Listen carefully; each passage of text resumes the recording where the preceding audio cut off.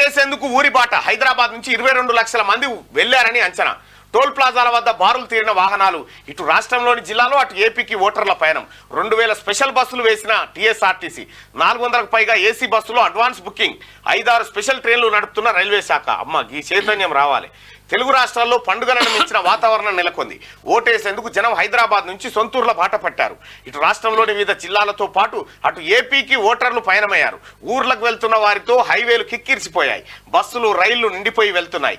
కార్లు బారులు తీరుతున్నాయి. వరుసగా 3 రోజులు సెలవులు రావడం, ఈసారి ఎన్నికలను జనం ప్రతిష్టాత్మకంగా తీసుకోవడంతో ఓటు హక్కును వినియోగించుకునేందుకు సొంతూర్ల బాట పట్టారంటూ ఒక వార్తను చూస్తా ఉన్నాం.